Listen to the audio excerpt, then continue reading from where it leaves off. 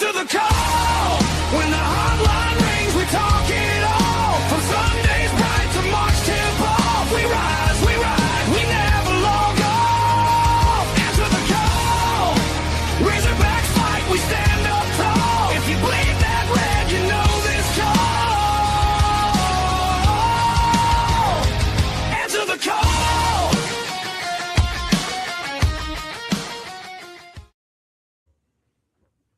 Whoa, what's up, sports fans? It's finally Friday, and you know what that means. We aren't holding anything back as we head into the weekend. Yet another jam-packed episode of Answer the Call for you guys today. The SEC is underway, and we have a lot of Razorback talk in the Call the Hog segment. In the main event, it's Coll Clash, top 5 sports villains of all time. You don't want to miss that. And at the end of the show, find out whether it's going to be me or Will in the hot seat with those burning questions. I'm Tim Collins, and joining me as always, the guy that's always ready with the takes, Mr. Will Richey. How's the vibes on this Friday, man? How are we doing? Things are good. We've had a full week of work. We're ready to get into a lot of what the world's got to offer as far as sports go. We've got SEC tournament baseball. We've got super regionals for softball. We've got a lot of different postseason action going on. This is a beautiful time of year. We're right in the midst of postseason for the NBA and a lot of baseball and softball stuff. We're coming up on football season already. A lot of things. I know it's just May, but we're talking through some NFL and college football stuff already coming through. So yeah, man, it's a great time to be coming through with these spicy hot takes that we'd like to portray here on Answer the Call. So yeah, man, how are things going for you, dude? Man, it is a cloudy day just outside of Fayetteville here. The Hogs, is under a rain delay, and we'll talk about that more later on, I'm sure. But yeah, I'm looking out the window right now, and it's a cloudy day, and it was raining earlier. I mean, it was pouring down rain this morning while I was at work, and oh my gosh, I can't tell you. I was like, oh, please don't let it be raining while the show's going on because I'll get distracted and I'll just want to look out the window all day. But it's cleared up, but it is still very, very cloudy. I'm doing wonderful, man. I got my cup of coffee in me. I've got my soda. I've got my water. Like, I'm ready to rock and roll on this Friday because I promise you guys, you are not ready for my list in the sports villains. Will, you're not ready either, man. I can tell you that.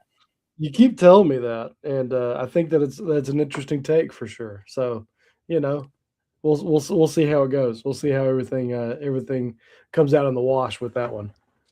All right, Will. Right. There's been so much that has happened in the world of sports this week. We've got NBA playoffs, we got NHL playoffs, we got SEC tournament in college baseball, the regionals in softball, the super regionals are about to go underway. So tell me something that is really just stood out to you that you're paying a close attention to as we head into this weekend? Yeah, I know. I want to say on our last show, we talked through Aaron Rodgers coming back to play for the Pittsburgh Steelers to talk through that. But since then, he has come out with a statement that says that this will be his final year. Really just an interesting play. To kind of do the holdout and then come through, get the nice contract extension, and then say, all right, by the way, we're peacing out after this one. He's had a great career. He's come through and has had, won a Super Bowl, has done all the things that you can do in the league as an elite quarterback. Gets a nice little farewell tour, hopefully with Pittsburgh Steelers, and I think that this will be a really, really good. This will be an entertaining season for sure. With Rodgers at the helm for the Steelers in his last year. So, man, what an interesting career for the guy. Has made a lot of headlines outside of football, but I think that this will be an interesting thing leading up into the football season, and we'll see how things shake out. I think that, you mentioned it to me when I shared that news with you that, like, oh, great, Steelers are probably going to make their way to the Super Bowl this year now. So I don't know You if I stole would my go that far. thunder. You stole my thunder. I was about to say that, man. I was about to say that. Yeah, because in the past we have seen that. When Ray Lewis announced his retirement, the Ravens won the Super Bowl. When Peyton Manning announced his retirement, the Broncos won the Super Bowl. I'm just saying, could history repeat itself? And could the Steelers make it to the Super Bowl? We'll talk about that on another day because, I mean, that's still a long ways away. We are about to start something. I do want to say that we are going to start breaking down divisions because we are getting closer to football, and we're going to start breaking down. So let us know in the comments on the social media platforms, however you reach out to us. Let us know what division you want us to start with because so last year in the short series with the Pitch Grid Pod and Fun Football Podcast, we did the 32 teams of summer, and it was like one day. One short, one day, and we basically gave the team's record. Now, this year, I have a co-host. We're doing a show, and I want to do like a breakdown division by division instead of just team by team and like a quick breakdown. I want to go like in depth. So we started with the crappiest division last year. We started with the AFC South because we just wanted to get it out of the way. You're a Cowboys fan, and I'm a Chargers fan. So I think the NFC East and the AFC West need to be the last two divisions that we break down because we got to save the best for last, and that's the Chargers AFC West. But I think that's fair. but let us know which one you want us to kick off because we're about to start it. And I'm going to look at the calendar to see exactly because I would like to do maybe one a week until preseason or maybe two a week until the regular season. But we're about to start it. Guys, also real quick before I reveal my sports story, I got to share some amazing and fun and awesome news with you guys. Answer the Call is getting a big guest coming on the show June 1st. Phil Hewlett, the play-by-play of the Anaheim Ducks, is coming on the show. Yes, he is going to come on the show, and we're gonna come up with some burning questions for him. We'll probably put him on the hot seat, and we'll have a great, fun little interview with him. So mark your calendars, June 1st, 1 p.m. Central Time. Phil Hewlett is coming on Answer the Call. Now, thank you, Phil. We appreciate you coming on. We appreciate any guest coming on. So, mine is kind of, something that we're already kind of knew was going to happen. And more NFL international games coming in 2027.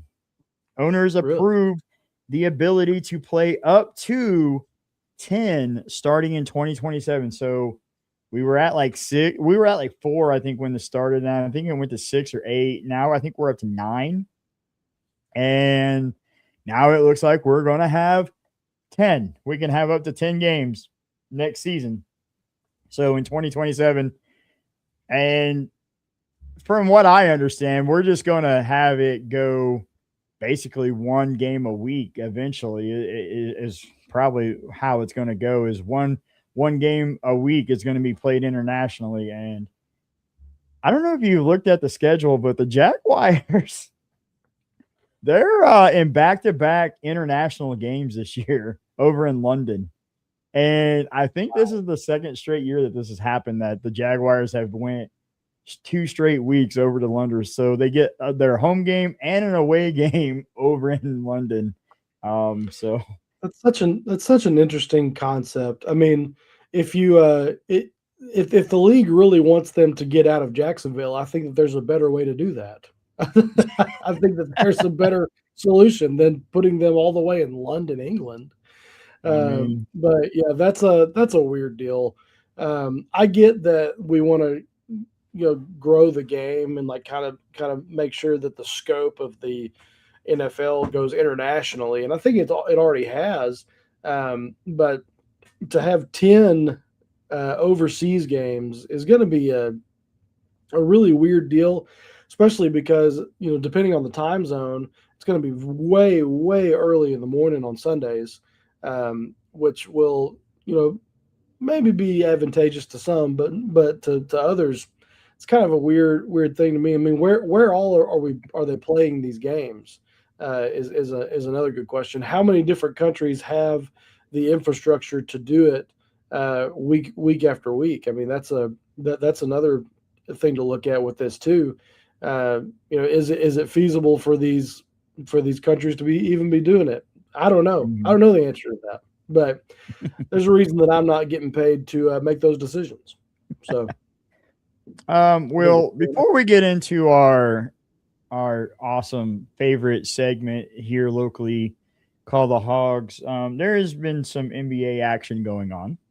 There has been some conference finals, and real quick, I just kind of want to get your thoughts on what we've seen so far in the NBA playoffs. Yeah. So the Oklahoma City Thunder and San Antonio Spurs currently tied 1-1 in that series. Game 1 saw Victor Wembanyama play probably the best that he is capable of playing, if we're just being honest. Had a 40-20 game. That doesn't happen often. 41 points and 24 rebounds for Wemby in Game 1, which led the Spurs to take Game 1. But then OKC did exactly what they needed to, and they kind of went right at him and ended up getting the dub in Game 2. I was actually talking to my dad after Game 1, and he predicted it. I mean, just saying that they've seen what can happen in Game 1 with Wembanyama, and OKC basically just said he's not going to beat us, and we're going to go right at his chest and make him work for everything he's got. And listen, they did just that. And Game 2, they got the job done. I still think that the Thunder are a force to be reckoned with in this. I think that if they can get past the Spurs in these conference finals, I'm not saying it's a cakewalk, whoever they face over in the finals, but I don't see the Cavs or the Knicks matching up very well with whoever comes out of the West. In just my honest opinion, going forward with that. Speaking of the Knicks and Cavs, really just kind of a lot of comeback victories over there for the Knicks. They've been putting in work, digging themselves a hole pretty well, and then getting themselves out of it. Should you be rewarded for putting out the fire if you started it? I don't really know, but they've been doing a really good. It's at least it's been really entertaining over there, watching those games. And the Cavaliers are going to have to get some production out of old man James Harden if they're going to come back in this series. And we've seen crazier things happen. We've seen 3-1 deficits be gone in a flash. And so the series is by no means over, but I do think that the Knicks have a pretty commanding lead so far. It's over. It's over. The Cleveland Cavaliers season is over. Okay. Danhausen has put the curse on the Cavaliers. He went to New York City. He had the Knicks jersey on, and he said, "You are cursed." And we all know when Danhausen curses somebody, look at the Miz. If you watch wrestling, he's cursed right now. So I'm telling you, the Cleveland Cavaliers are going to get swept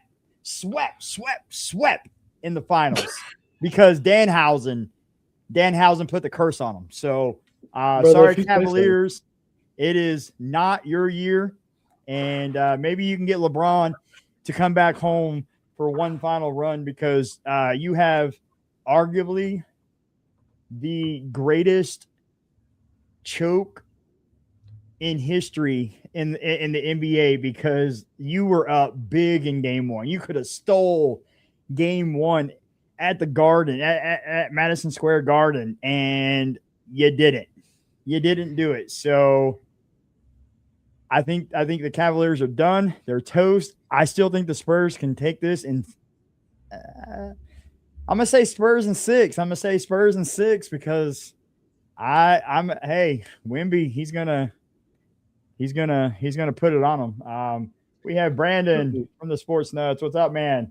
Hey, don't go anywhere, guys. We have Coll Clash top 5 sports villains coming up in our main event and the Call's hot seat.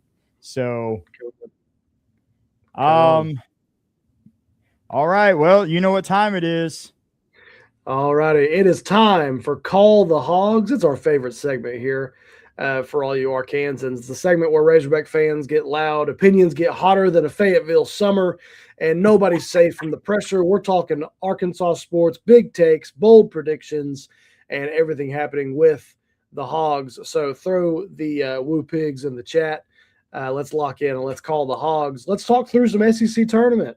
Razorbacks take game one. They took game one against Tennessee. The Tony Vitello-less Tennessee Volunteers. They took care of business. I thought looked really good. You had Zach Stewart hit a ball 116 miles an hour. Okay. That's not normal. That's not something that you see every day. Got out in a hurry to right field. Had a 2-homer game. TJ Pompey hit a monster shot to left field as well. The Razorbacks of old are starting to come through a little bit, and Cam Kojal even went yard to right field as well. So this team is postseason primed and ready, and they get a really, really fun test today with the Texas Longhorns at 3:00 over there in Hoover. So I think that'll be a really fun matchup. Hunter Dietz on the bump today. He gets his chance to show his stuff against a really elite Longhorns team, and so I think that this will be a really good test for sure heading into the rest of the postseason. Right now, the Hogs are projected as a 2 seed. Right now, the RPI has them something like 19, I think, is the projected. You got to be in that top 16 to really make some noise as far as hosting a regional goes. Like I said in the last show, I think that the NCAA is going to do everything that they can to get Fayetteville as a regional site, mostly because they like the greenbacks. They like the money that comes through with a Fayetteville regional. And, I think that the rest is history in that. I think that we'll see where this team really can go. We've seen it in the past, the Razorbacks not host a regional, and they end up in Omaha and really end up in the semifinal where they would lose to Ole Miss there. I think that was in 22. So this is a really good opportunity for them to show their stuff here in the postseason. Like we've been saying the whole time, this is an issue of pitching staff, and we'll see what they can do today. If the bullpen can find their way, I think that we got a good shot at taking down the Longhorns and advancing in Hoover. We'll see where that takes us from there. Real quick. Go ahead. Real quick, the one thing that concerns me is that injury Aloy Yes. suffered against Tennessee. How is it, the Hammett bone? Yeah, I thought it was really, really. I didn't see the injury happen live. It looked. I mean, it was an awkward deal for sure. He's going to miss. I think DVH said that he's going to be out about 3 weeks, which is tough, really tough, especially for a guy that's kind of been swinging a hot bat here lately. The other guys have been picking up the slack for sure. With guys like Stewart and Pompey and Kojal and a couple of those other guys. But I think that we'll see I mean, they'll definitely be affected. That's no secret, but it's you got to be next man up. Got to see who's made of what for the Arkansas team, and I think that's it'll be a big loss. But hopefully he can be ahead of schedule and come back sooner rather than later with that. My next question kind of is like, should Arkansas just okay? We won a game. Do we need to continue in the SEC tournament, or it's like, hey, do we just need to go out there, give it our best effort, and not try extra hard because we don't want to get injured before the NCAA tournament? Because now Aloy, I'm not sure right off the top of the head when the or the NCAA tournament starts, but he could be missing the regionals now. And so my my thoughts are kind of maybe Arkansas should, I'm not saying lose on purpose because you don't ever want that mentality, but kind of take it easy for say in the SEC tournament, because at the end of the day, the SEC tournament means nothing in terms of Right. NCAA tournament. And the bigger picture is NCAA regionals, super regionals, college world series. And so for me, I'm not saying I want to see them lay over, but I don't want to see any more injuries for sure. So like, should they just kind of, take their foot off the gas just a little bit and kind of coast the rest of the SEC tournament? I don't think so. I think that you always need to have the mentality of a winner, especially in the postseason. I mean, I know that, like you said, very rarely, if ever, does the champion of the SEC tournament go on and have just a ton of success in the rest of the postseason. We've seen it with Arkansas. We've seen it with Ole Miss did it not long ago. Tennessee is the only recent team in memory that has really come through and won it all after winning in Hoover. And so I don't think that it's not a foregone conclusion for sure. But I do think that rest is a key component in the postseason, especially for your pitching staff. I think that's a big deal for sure. So we'll see how it all happens, but I don't think that DVH will have the mentality of let's just go out there, let's roll the ball out and see what happens. I think that he's prepared to win. I think that he's prepared to go in and do what it takes to win. So that's what I think on it. And I could be completely wrong in that, but I just from what I have seen throughout history, you go out and you play to win every time, no matter what. And then moving on, Arkansas and Duke right now are in a weather delay over in softball for the Super Regionals. Right now, Duke holds a 3-2 lead off of a couple of bombs that they've hit. Arkansas got the bases loaded in the bottom of the first inning and scratched 2 across on a single to take a 2-1 lead at that point, and then Duke hit a 2-run shot top of the second, and then the floodgates opened up over there. What's the weather looking like right now over there, Tim? Is it still, from what you can see, is it still pretty murky over there? Or are they going to be able to start playing again here in a minute? Are we there? I'm here. Can you hear me? Still live, guys? Because I had a slight crash on my end, I think, because I heard a pop outside or something, and then I looked down and I have no internet connection. I didn't even see either one of us, so I just wanted to make sure I didn't hear anything that you said. I think last I heard you say was 3-2 in a weather delay. So, folks, I apologize. We have some crazy weather just outside of Fayetteville, and apparently it's affecting my internet. So, hopefully everything works the rest of the show, though. Well, that answered my question then, because I asked if the weather was still was cooperating over there, or if it was still a little murky. No, it is very dark and gloomy and cloudy just outside of Fayetteville. Yeah, I got you. So, I don't know when they'll start that game back. Here, that they're. I don't know what the ruling is for that if they have to get it in today.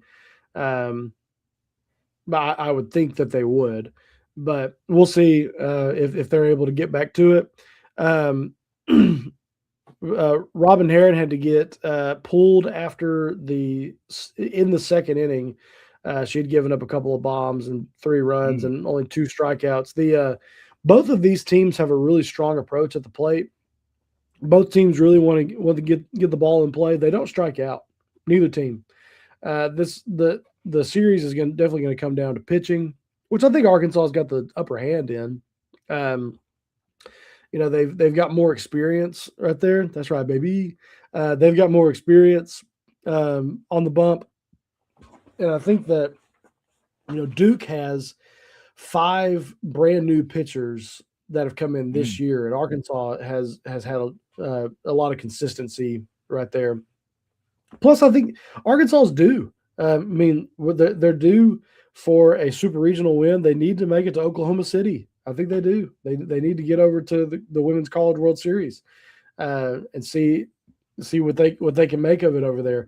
Courtney Deifel is the winningest coach in softball history over there. Yeah. And so she's put together a lot of really, really good years. It's kind of like Dave Van Horn, just hasn't been able to get over the hump quite yet of getting where they need to go. And so, is this the year? I hope so. I really think that this is as good a shot as any.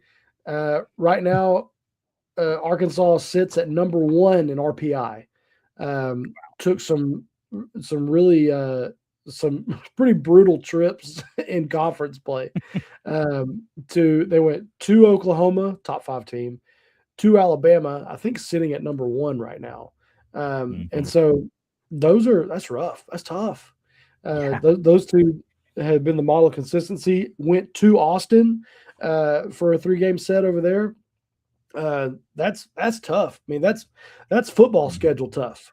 And that's a tough deal, but they've withstood. They're battle tested, and I think that if this team can get it done better than any other has been able to in history. So we'll see how it goes. I want to share something with everybody. So on the last show, if you missed it, I was on the hot seat, and Will brought the question of which Arkansas sport is going to win a championship first. And he gave me the options: football, basketball, baseball, and softball. Well, we posted that to social media, as we do most of our, clips and stuff from the show. But I just want to shout out to you fans that tuned in and liked and commented and shared. That thing has almost 6,000 views on TikTok alone.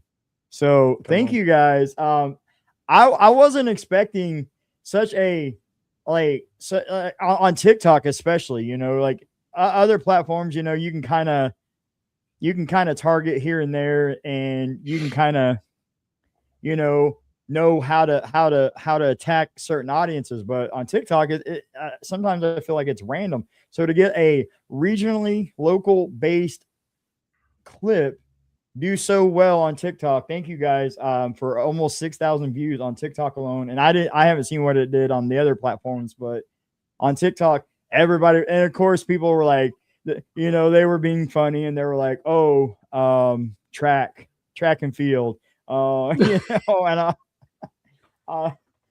golf was another one that got mentioned. But that wasn't part of the question. they were being funny because the golf team and track and field have brought so many championships to Arkansas, and while the other sports have not.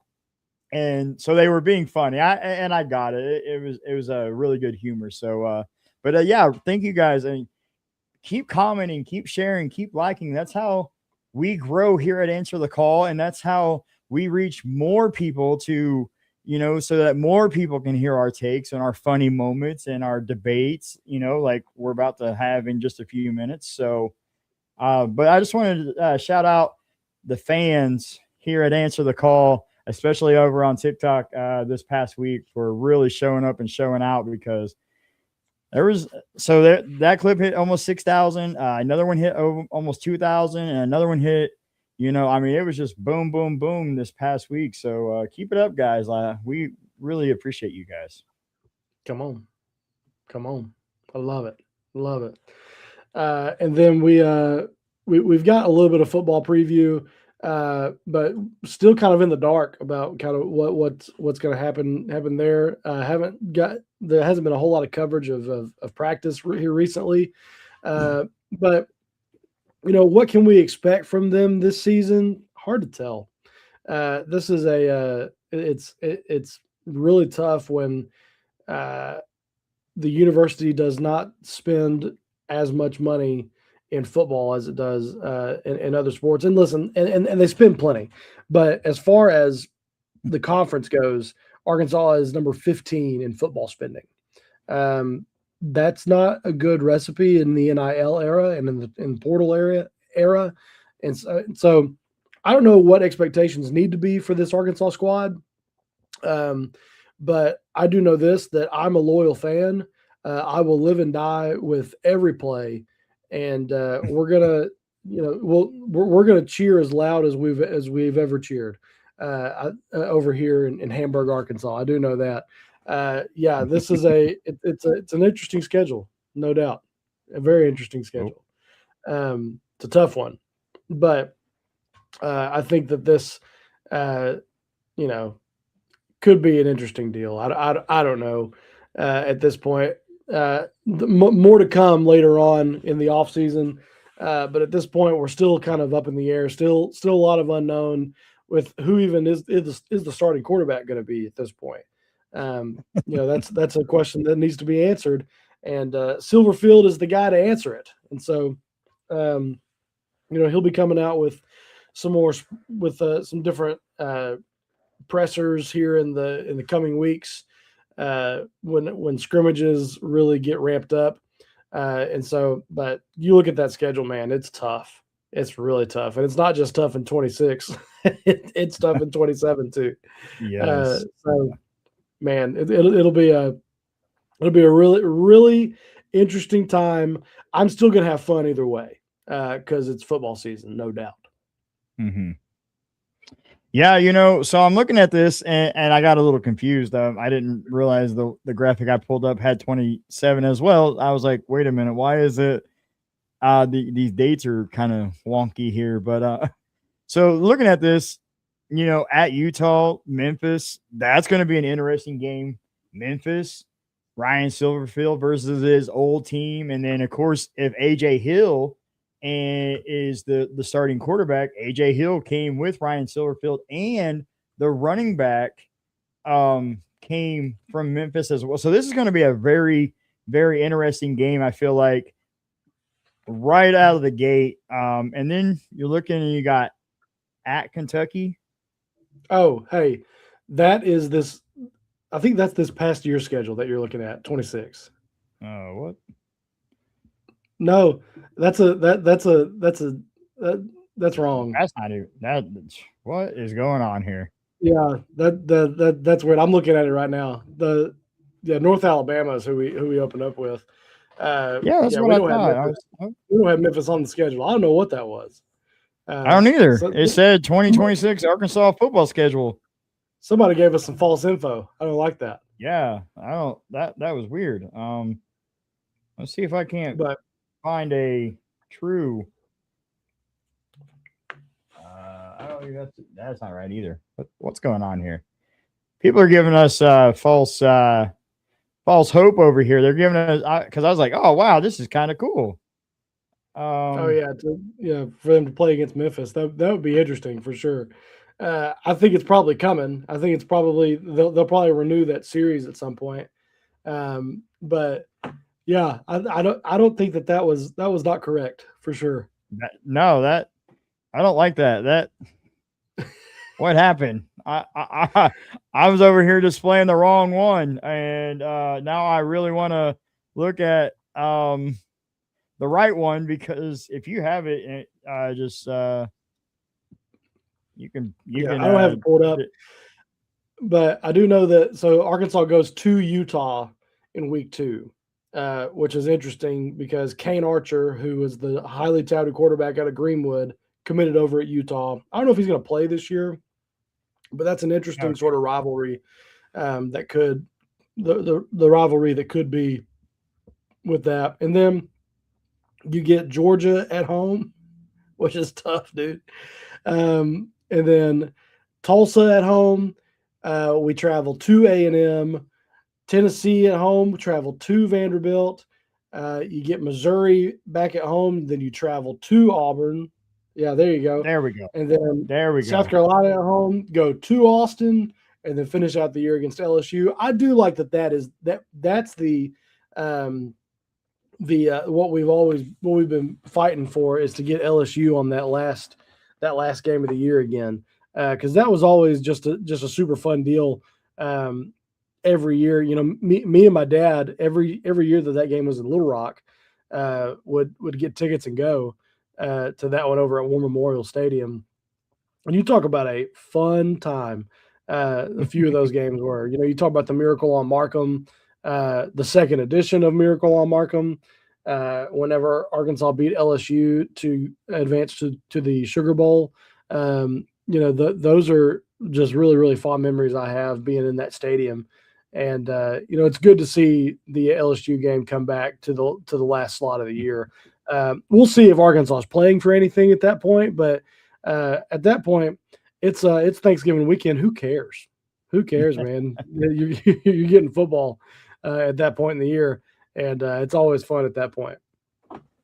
Absolutely. I think that's going to wrap up the Call the Hog segment. I will say real quick, I think Ryan Silverfield is going to he just wants his players to try, just leave everything on the field, because he said in recent years that it seemed like there was a lack of effort in some of those games. And he feels that if they would have just tried a little bit harder, maybe Arkansas would have won a few games that they lost last season. So Ryan Silverfield looks to change the culture of Arkansas Razorbacks football, and I am excited for it. But guys, ladies and gentlemen, this is the main event.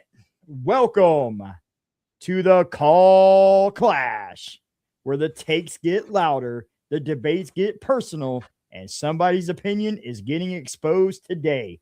No safe answers, no sitting on the fence, just straight sports smoke. Tonight's battle, top 5 sports villains. The most hated, the most ruthless, the names that made entire fan bases mad and furious. Some broke hearts, some broke dynasties, and some just love being the bad guy. So get active in the chat, because somebody's list is about to cause some chaos. It is time for Coll Clash. Will, you're going to get us started. You're going to get us started. Number 5 on the list. We're doing our top 5 list. Number 5 on the list for sports villains is none other than number 23. I'm not talking about that 23. I'm talking about Draymond Green from the Golden State Warriors. Draymond has been the face of the new era of NBA bad boys. The amount of trash talking that this guy has done and really continues to do, let's be honest, lands him on this list for sure. He's a master agitator who mixes elite defense with dirty plays like kicks and stomps, flagrant fouls, plus the infamous punch in the face of teammate Jordan Poole in 2022, as well as the kick to Steven Adams' groin. Draymond racks up technicals and suspensions while using calculated chaos to rattle opponents, fully embracing the villain role that Golden State fans cheer and everybody else really loves to hate. So that's what lands Mr. Draymond Green on this list. And listen, if you're a Warriors fan, you love him. You love having him on your team. If you're the other 20 some odd teams 29 in the others. NBA, you hate this guy. So Draymond, number 5 on my list, and I'm fully confident that it just gets better from here. Oh, that is a good one. I'm not gonna lie, man. That's a good one. So I can't. If you had Draymond at 5, your number 1 better be the best number 1 I've ever seen on any of your lists ever. Because let me tell you that you started off with some heat there. I'll give you a point there. Come on, I appreciate it. I still stand by what I said. You are not ready for this list because at number 5, I'm not picking just 1. I'm not picking just 2, not 3. I'm picking 4 individuals at number 5 as a package deal. And it is the 4 major sports commissioners. MLB, Bud Selig, once called a tie in an all-star game. Steroid backlash, often accused of looking the other way. Gary Bettman from the NHL. He's the reason hockey games were broadcast on Versus, the hunting network, for many years. In the NBA, you have David Stern, rigged lottery conspiracies, referee controversy. Fans thought he controlled narratives. And let's not forget him vetoing a trade that would allow CP3 to go to Los Angeles to team up with Kobe Bryant because he didn't want to have a super team. We see how that works in today's game, huh? So, yeah, and then, of course, in the NFL, Roger Goodell, fans boo this man every time it's draft day. Every pick, every draft, this man gets booed. Every time he walks on the stage, every time they see him at a game, it doesn't matter. The fans boo him. And it just seems like it gets louder and louder every time. Yes. Players become villains to fan bases. Commissioners become villains to entire sports. These men weren't villains to one team. They were villains to entire leagues. The only people in sports who get booed more than players, the commissioners. So coming in at number 5 is the package deal of sports commissioners as my number 5 sports villain. That's beautiful. That is wonderful, man. I love that. I love that so much. I was trying to think outside the box on that one. Yeah, well, I kind of went in a similar sort of direction at number 4, not with the different commissioners, but with grouping people together. At my number 4, it's the Duke Blue Devils. Specifically, there's 3 guys that have been named the villain as far as being from Duke. The big 3 of Christian Laettner, Grayson Allen, and J.J. Redick. Coach J.J. Redick. These 3 kind of made Duke basketball easy for college basketball fans to hate. Laettner set the gold standard with his cocky swagger, the infamous 1992 stomp on a Kentucky player's chest, turning him into a national punching bag. Redick kind of followed as the nonstop talking sharpshooter who dropped daggers on opponents, man, while flashing the really smug grin, embodying Duke's "we're better than you" mentality.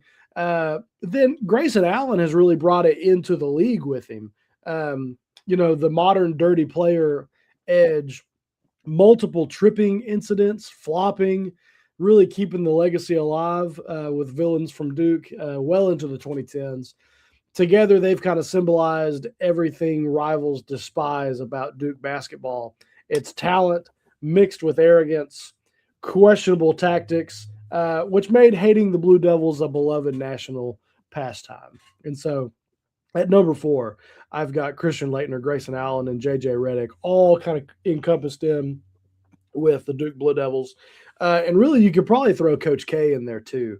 A lot of people have a lot of respect for Coach K. A lot of people love to hate Coach K. And so Duke basketball comes in at the number 4 spot. I like it. I like it. Yeah, man. That is good.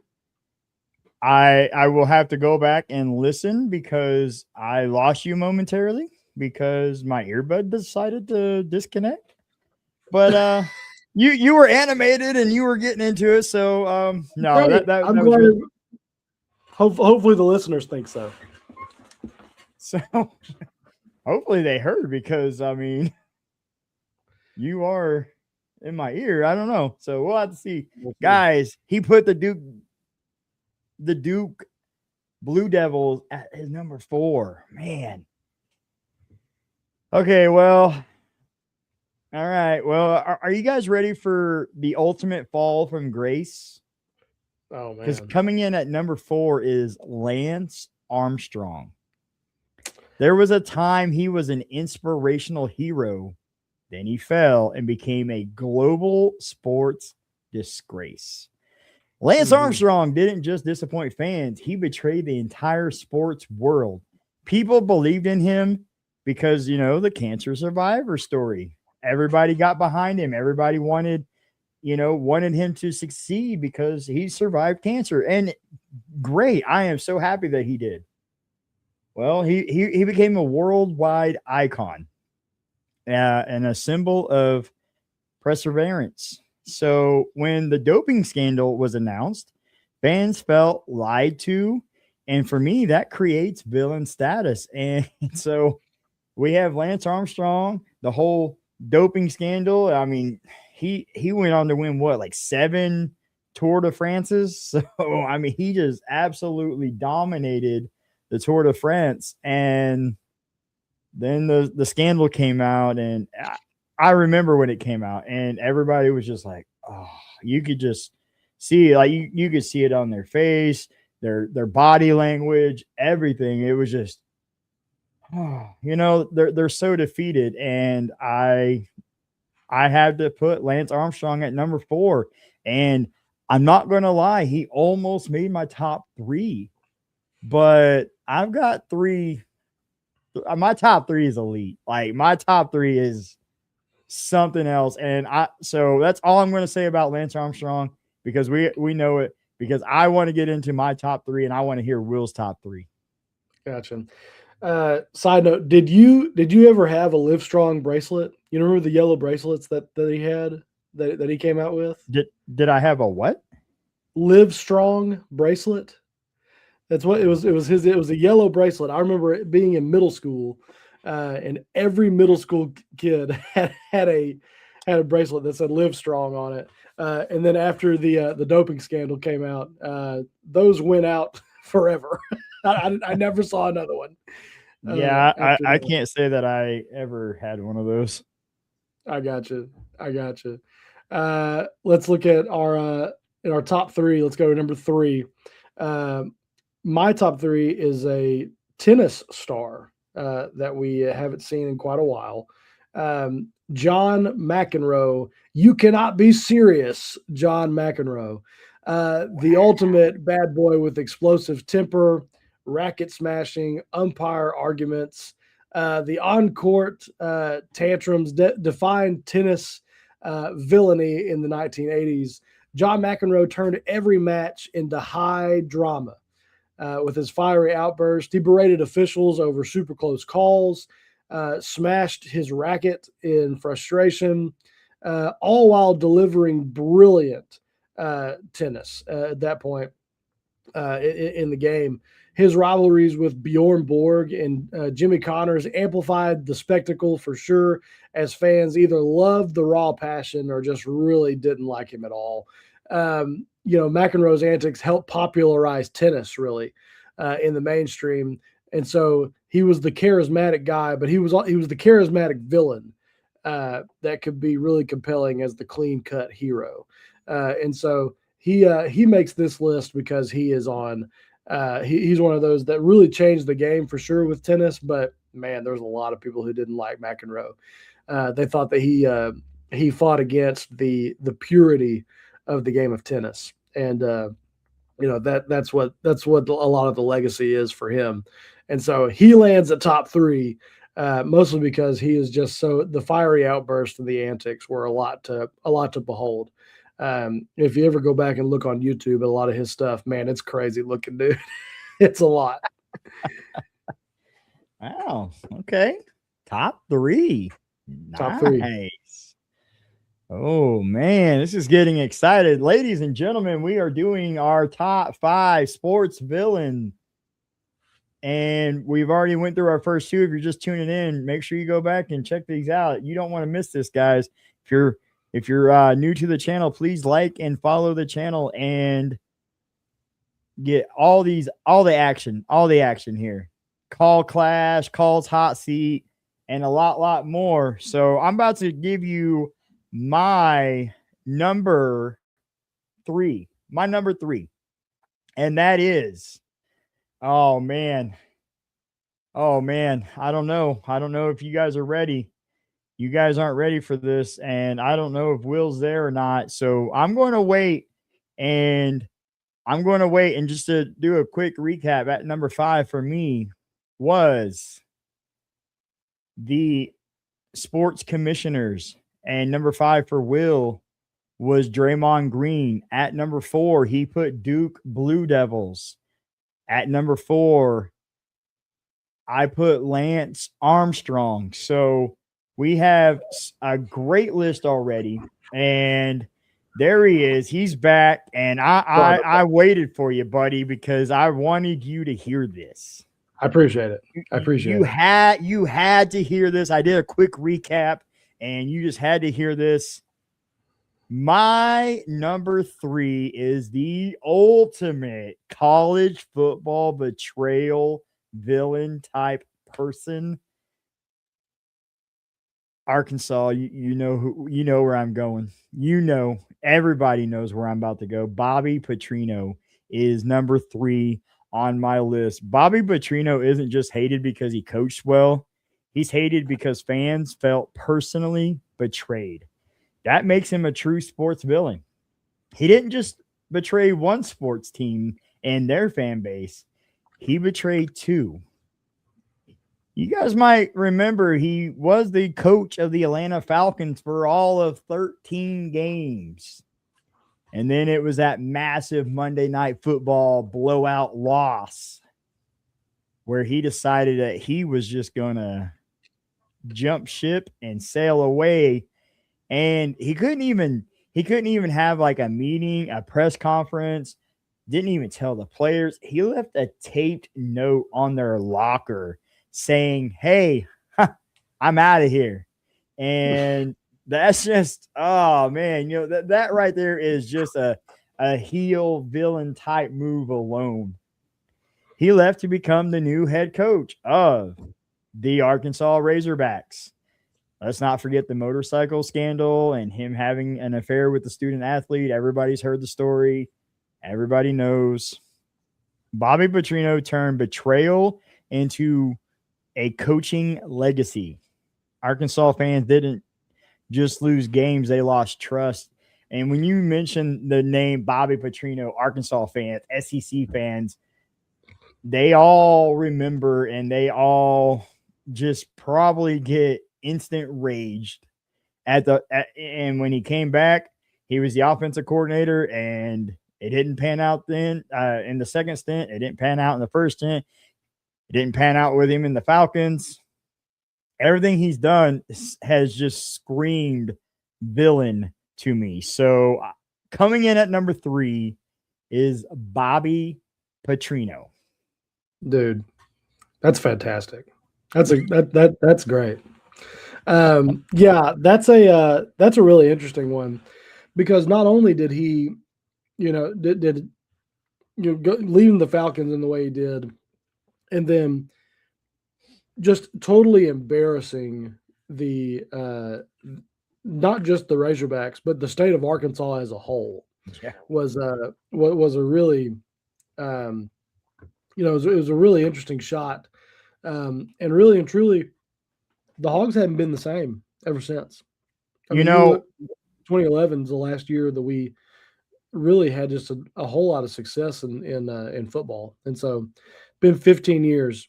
And Petrino I think I don't know that he caused all of it, but he certainly was the first. He knocked the first pin down. Let's just say that. My father-in-law has said, and I mean, he's, connected with one of his best friends that he plays music with. He's a physical therapist. So, I mean, he hears a lot of stories and a lot of news and stuff. And I remember, I think it was last year, or maybe it was like the first year that me and my wife were together. My father-in-law told me, he goes, that right there set Arkansas back 10, 15. This is what he said when it happened in real time. He goes, this move is going to set us back 10 or 15 years. And I mean, and then NIL definitely didn't help, but I mean, you're right. It was, he may not be all to blame, but he's definitely that first pin, and is like a domino effect after that. Oh yeah. Oh yeah, that's a good one, man. That is a good addition to the list. I told you were not ready. I told you, and you're not ready for my top two. I promise you that. Number two, top of the top 5 sports villains is none other than the home run king with an asterisk, Barry Bonds, the face of the steroid era. His record-breaking home runs came with a lot of allegations of PED use, a really surly attitude toward media and fans, and a massive head size that fueled suspicions. Many view him as the face of baseball's cheating scandal. Barry Bonds shattered records, 73 home runs in 2001, and ultimately passed Hank Aaron with 762 career home runs. The achievements were forever tainted by his links to the Balco scandal, performance-enhancing drugs, famously large head, and dramatically increased muscle mass in his late 30s. Kind of became punchlines and some physical evidence that he was using some performance-enhancing drugs. For fans and critics who suspected a lot of heavy steroid use, that was a big red flag. And was just kind of combative and dismissive toward the media and even toward his own fans. Became the ultimate symbol of the steroid era, widely considered the poster boy for why so many baseball purists still refuse to vote him into the Hall of Fame, despite the stats, all the dominance with that. He still holds the record for career home runs with 762. But if you look in the record books, there's a little asterisk next to that because he is in the steroid era. Really changed baseball, changed how people view baseball, how they, how guys can improve, with the things that they're putting in their body. He was a big, just, again, one of those, the domino effect. He started it and really the face of it because he was just hitting home runs all the time. The batting practice for him was a sight to behold. It was an event all its own. If you look at there's the building that's behind right field in Baltimore at the Orioles ballpark. Yeah, he hit halfway up it in batting practice one day. That's a 600-foot shot. That's out there, and he hit a window on that building, and he was one of those that, if you were a Giants fan, you really liked having him on your team because it was just one of those things. But a lot of guys just wouldn't pitch to him because they thought he was going to hit it out. So they just said, go to first. We'll see you next time. And, really and truly probably could have scratched 800 homers had guys just pitched to him. So, but he's the face of this. A lot of fans are still mad that his name is over there in the record book. Won't be a Hall of Famer. And it's unfortunate for sure. But that's what makes him number 2 on the list for sports villains, is just all the scandal of it all. with him just with the steroids. You know, video games have always been a key part of my life. Okay, always has been ever since I was like 8 years old, and I remember, I remember playing baseball games around that time, and I just Yes. remember I'm not a Giants fan by any means, but if I couldn't trade for him, I was just a Giants, so I could just sit there and smash home runs into that Covey Cove and just Yeah, man. so I would just be like, boom, smash, and I would put it. I'm not gonna lie, when I was a kid, I'd play it on the easiest setting because all I wanted to do was just rack up the score. And so, I was sitting there smashing 80 home runs a season with him, man. And so it was a good time. But for the rest of the league, it wasn't so fun. That is a very great pick. I considered it. I did consider it, and I'm glad I didn't because you put him there. And that's what the Coll Clash is about, guys. It's different lists. It's me versus Will. Whose list are you rocking with? Let us know in the comments right now. I haven't revealed my number 2, so Will might have a slight edge on me because I don't know. How can you top Barry Bonds? So if we say Bonds, could we also include Sosa and McGuire in that group? Absolutely. Steroids, Yeah. pork cats. I mean, you could Yeah, have you could probably really put- packaged them. Yeah, you probably could have put that all in a package deal, but That could have been your number Bonds- 1. Bonds was just the face of it. I mean, he was the one. He was at the forefront of it. The race between Sosa and McGuire was kind of that was fun to watch because they were just neck and neck the whole year moving forward. But yeah, I understand the sentiment for sure. But yeah, I put Bonds in there because he was definitely the face of it. Hey, absolutely great list so far, man. Are you guys ready for number 2? Make sure you're liking, commenting your top 5 villains because this list is crazy. My number 2 is what could be considered one of the greatest heels in sports history. I'm talking about Floyd Mayweather Jr. Floyd Mayweather mastered something almost no one ever has. He made people pay to hate him.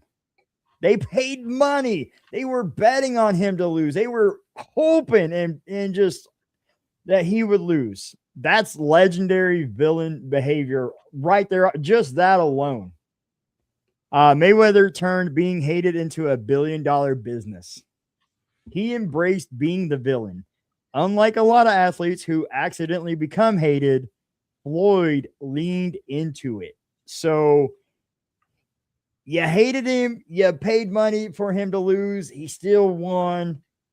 Trash talk, arrogance, money flaunting, expensive cars, money, Mayweather persona, constant disrespect to opponents. He wanted fans to be angry. That's true villain energy right there. And he's number 2 on my list because I almost put him at number 1. And I don't think I would have went wrong there. But a lot of lists would have. Money, Mayweather, and I remember during his prime and during his dominance, I just remember everybody, and there were a lot of Mayweather fans. There were a lot of people that actually liked him, but more people hated him because, and we see it all the time in sports, not just boxing or fighting or basketball or football. We see it in all sports. You stay around long enough, you win enough games, you eventually become a villain. And, look at Tom Brady, look at Patrick Mahomes. You stay in the sport long enough, you win too much, you eventually become a villain. And Mayweather did. All he did was win, win, win, no matter what. And his hands go up and they stay down. All right. So I put Mayweather at number 2 because I feel that it was deserving. And I was sitting here and I finished my list just moments before the show started. And because I was going back and forth, I kind of had my bottom three, 5, 4, and 3. I kind of had them, and then but then in the top three, I was like, okay, and then I was like, okay, I want Petrino at 3, and then I was flipping back and forth between 2 and 1, 2 and 1. I'm like, ugh. Moments before the show, I finally completed the list, and I am happy. I can sit here after 4 reveals. I am confident and happy with my list. But we came here for a reason. It wasn't just to talk about 5 through 2. We really came here to see who's number 1. That's right. Who is your number 1 sports villain? Number 1 sports villain on my list is none other than Iron Mike Tyson. We are staying in the boxing realm with this one. Yes. What a lot of folks would consider as the greatest boxer of all time, the ultimate intimidating villain, known for the ferocious style, legal troubles, menacing persona that made opponents and fans fear him. He thrived in chaos.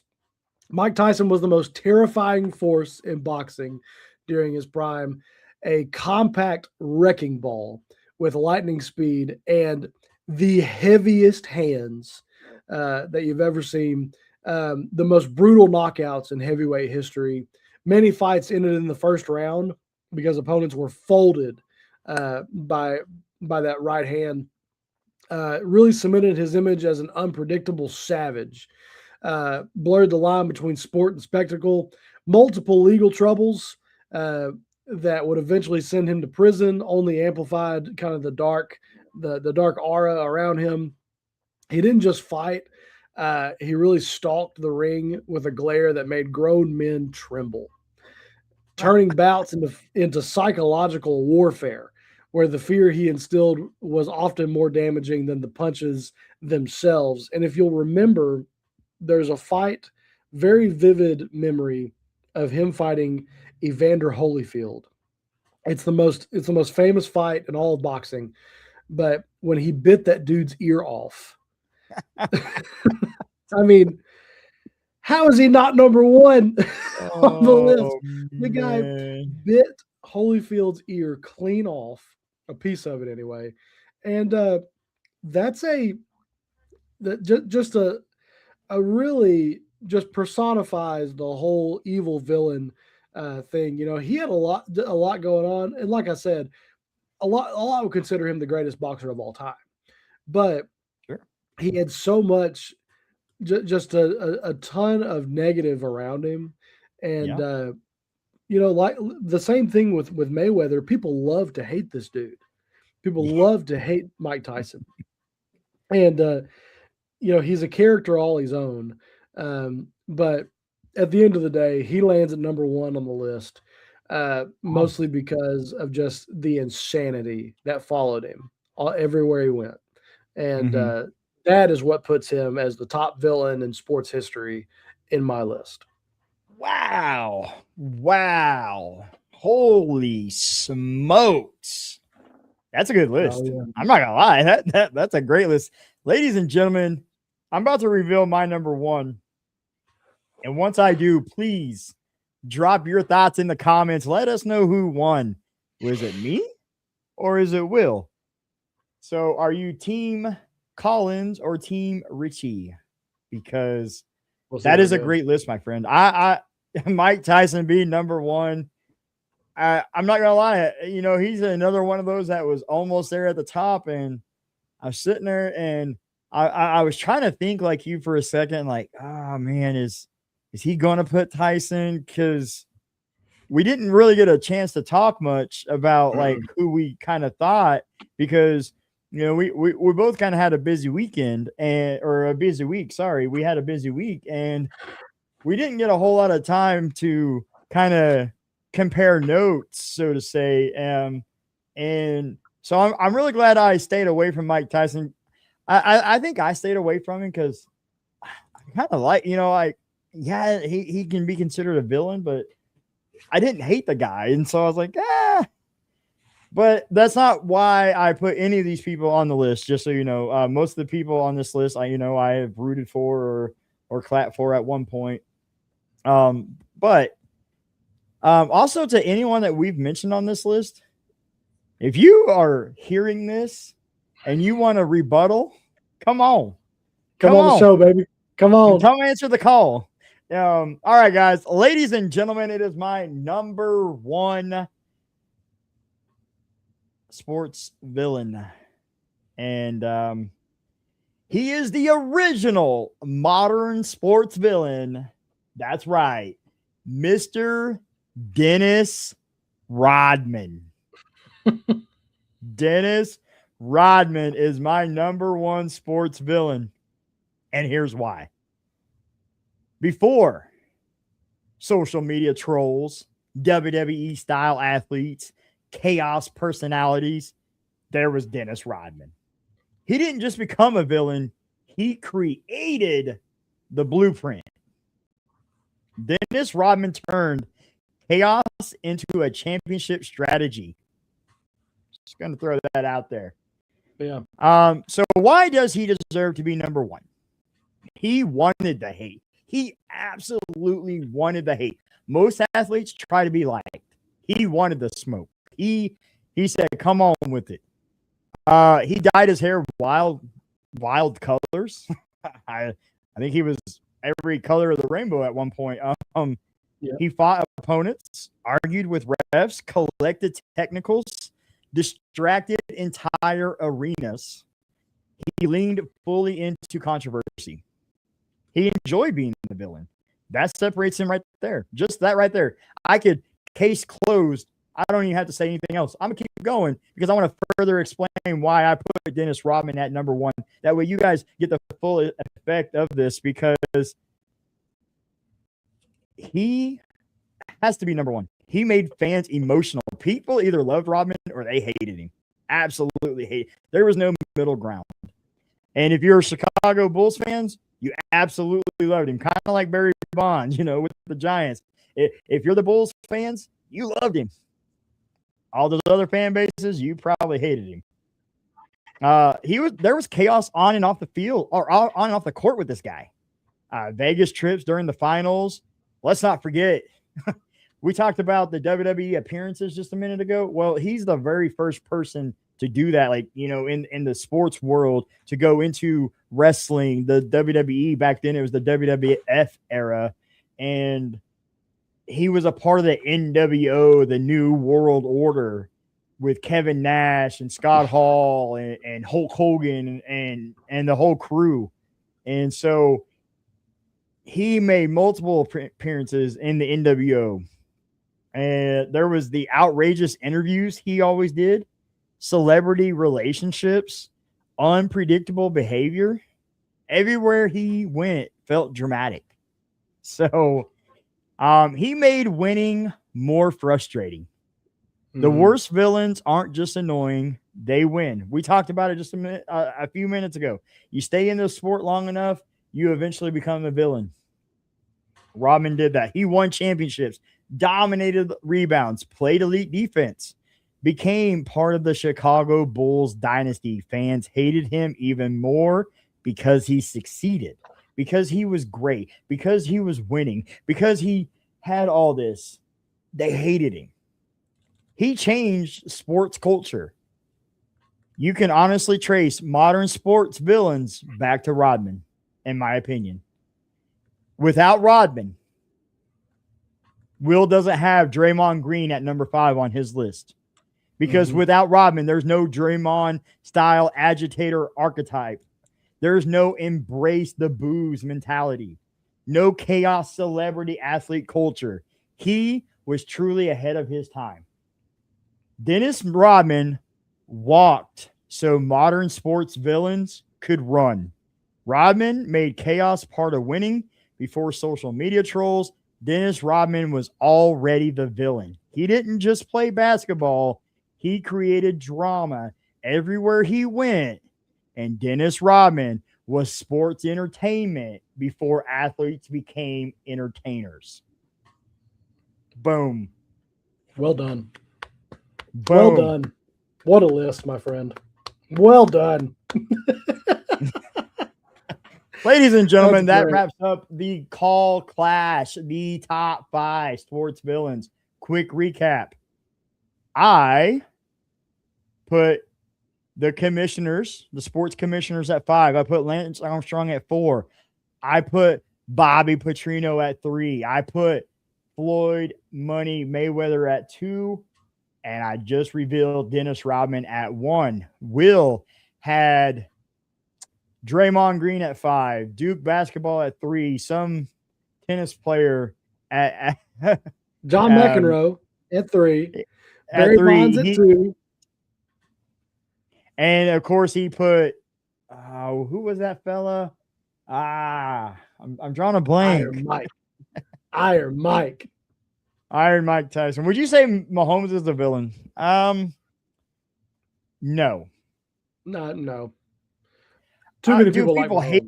Yes, because too many people like him.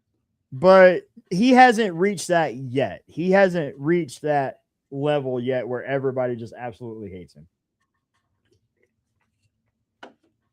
I agree. All right. All right. We have debated. We've argued. We've probably made a few fan bases a little angry. But now it's time for everybody's favorite segment to close the show. And you already know what's coming. It is the Coll's Hot Seat. Woo! Woo! Ladies and gentlemen, it is to my acknowledgement, or to my, knowledge that Mr. Will here came a little unprepared for the Coll's hot seat. So by default, he's going on the hot seat. So, Will, are you ready? I'm very nervous for this. You probably should be. Great. Love that. All right. We're going to start off with 2 easy ones. I'm going to lob you a couple. Okay. I appreciate that. And then they're going to get a little crazy. So are you ready? Yeah. Come on. Let's go. Worst logo in sports. Oh, man. I'm going to say the throwback Washington Wizards. Oh, the Jordan era Wizards was one of the worst. I would have said Cleveland Browns, but that's just me. Well, it's your questions for me. Okay. Best uniforms in sports. Ooh, the best uniforms in sports. So I'll get some hate for this, but it's just because of my fandom and I can't separate it. The throwback Thanksgiving Day uniforms for the Dallas Cowboys have got to be one of my top for sure. That's the one that I went to immediately. It's with the star without the white logo around it. It's just the solid blue star on the kind of off-white jerseys. They're beautiful, man. I love them so much. Okay. All right. Are you ready? Question number 3. I kind of already feel like I know the answer to this, but would you rather sit courtside at the finals or front row at the Super Bowl? Ooh, that is tough. It's a tough one for sure. Oh. But because you get more, am I going to every game of the finals courtside? Or just one game? We'll say, okay, for the sake of this, we'll say it's a game 7 at the finals or the Super Bowl. That way it's kind of even playing field. Yeah. Definitely the Super Bowl in that regard. In that regard, it's definitely the Super Bowl, just because I think that that's one of those once in a lifetime deals that in the NBA finals can be as well, but going to the Super Bowl, it's the biggest spectacle in all of sports. Sure. And so to be there at that, to see the halftime show, yeah, I would definitely do that one over the finals. Okay. I like it. All right, number 4.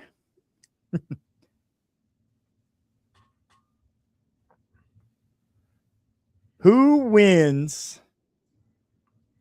first? Because you kind of did this last week on the last show, Yeah. so now I'm going to do it to you. Yeah. Who wins a national championship or who wins a championship first?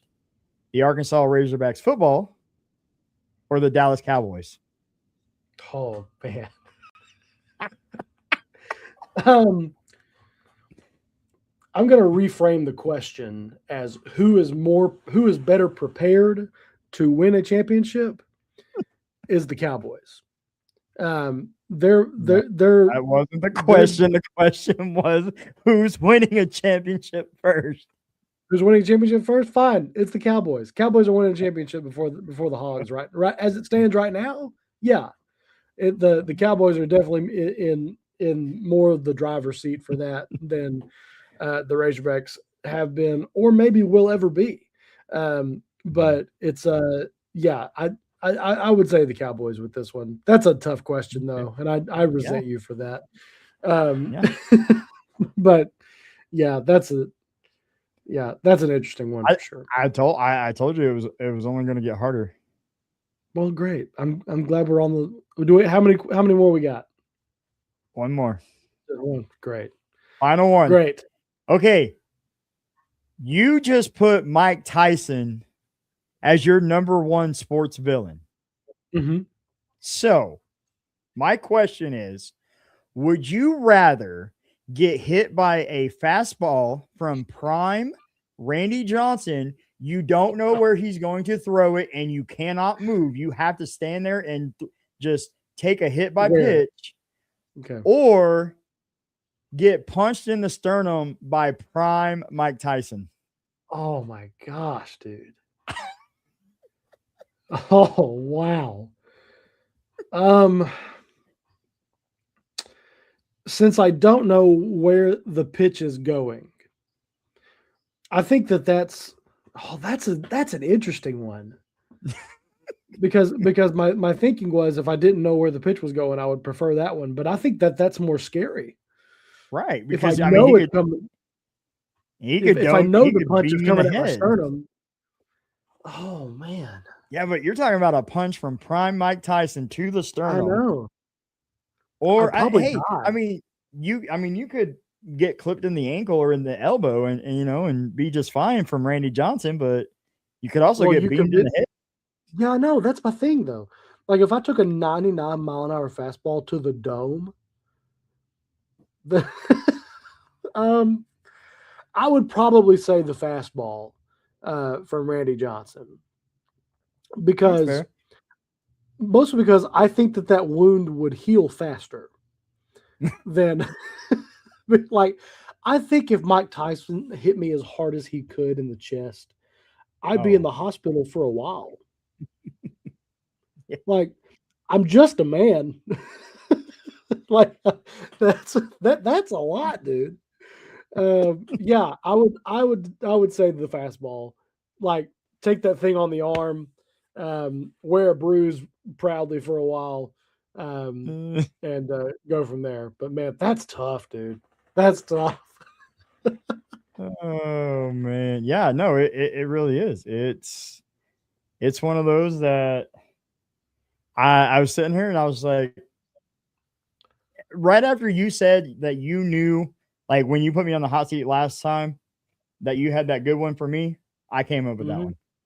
Oh, that's nice. And I was like, oh yeah. Oh, by the way, I have another tough one, and I'm saving it for next time. Like and my goal is just to come up with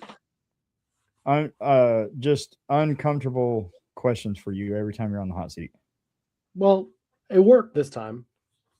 Yeah, good questions. Really good questions. Hey, thanks. All right, Will, real quick, take us into the weekend and final thoughts. Yeah, if you follow sports pretty closely, all sports pretty closely, you know that the world lost a racing legend in Kyle Busch at the young age of 41 years old throughout this week, and just a really tough loss for the racing community, but just for any of those who really love competitors. He was the ultimate competitor. Really had a drive about him. Was really entertaining. He really had a lot of kind of the qualities that we see in these sports villains that we just got through talking about. But man, he was just very lively and gone too soon. And just really hate it for him and for his family and for the NASCAR family. That's just a really tough loss for that. A really successful driver in NASCAR, and will be greatly missed by a lot of those people who followed him very closely. And so I don't mean to end the show on a downer, but I had to mention that. He was just a larger than life personality for NASCAR, and will be greatly missed. Absolutely. I was going to mention at the top of the show, but I was like, I definitely don't want to start with that kind of energy. So very, very good. Ladies and gentlemen, we did our top 5 sports villain. Make sure you let us know who won this. We appreciate you guys tuning in, and thank you for making us a part of your daily sports need, however you may have watched, however you may have listened. Thank you again for tuning in. I'm Tim Collins. That's Will Richey. And we have a saying here: stay loud, stay opinionated, but always remember, answer the call. Good night, guys. Later.